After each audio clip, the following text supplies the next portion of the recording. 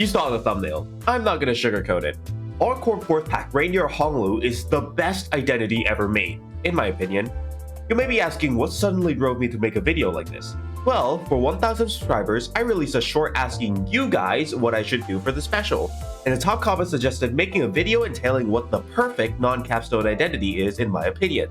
So I thought long and hard. I stared at the Limbus ID page for what felt like years, but all that rumination has culminated in me finally achieving what seemed to be an impossible task, forming a thought.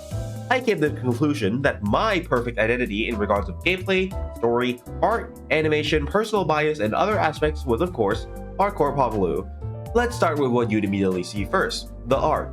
And by golly is it gorgeous. Like all the other art in the game, his splash arts really convey this feeling of unfiltered rage, barely holding it back in the pre-uptide version and completely breaking loose at the cost of his sanity in the uptide version.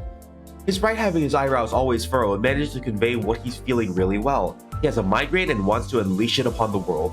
Admittedly, there's little more I can say about this category. I'm no artist myself, but I'm sure there are people out there who are willing to analyze his visual details further. Of course, when there's art, there's animation. Being released around Season 5, his animation is on par with the more modern identities. Of course, he's nowhere near as flashy as Capo Marceau or Rei-Sang, but his animations are unique and they still feel impactful, especially the VFX work on making that Skill 3 feel like something that would hurt. Animation is of course paired with voice acting, and 힘만 있으면 비켜! 좀 제대로 교육을 그러셨어요. 할 말 있으면 전투전에 발휘하라고 했잖아! yeah, I like it. And this identity also has an incredible story. It feels almost like a hero's journey in a sense. What started off as a Jiabao Yu who's hiding his emotions underneath a smile is now a broken down Honglu who's angry at everything.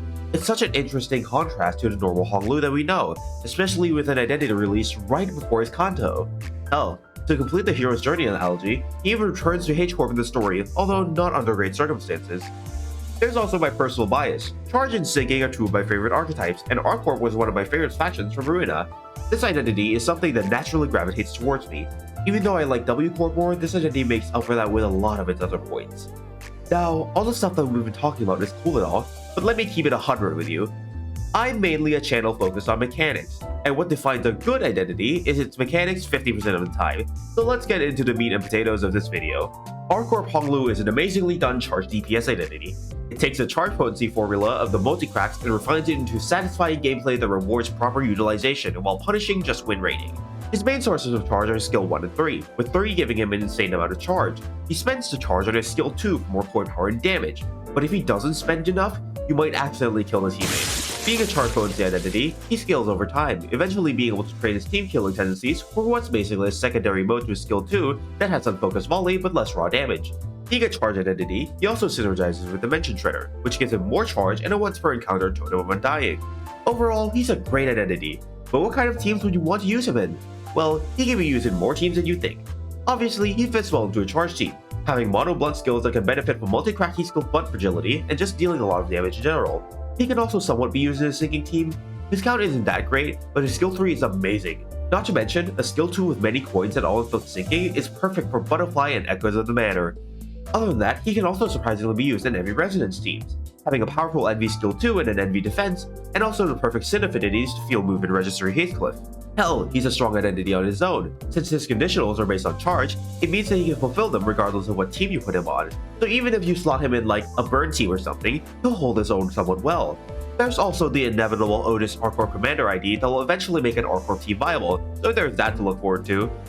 That about sums up my thought on him. Let me know what your perfect identity is. I had some runner-ups like W-Corp Ryoshu and Index Faust, but in the end, R-Corp Honglu was what I went with. If you're still watching, thanks for watching some VTuber Glaze's favorite identity. I haven't really done long-form content, and this video has been in the works for a while. Considering I'm almost at 3K at the time of writing the script, this was supposed to be a 1K special. But hey, if you enjoyed the video, like, subscribe, ring the bell, leave a comment, follow me on Twitter, support me on Ko-Fi, watch my stream, and personally mail me all your belongings. Bye!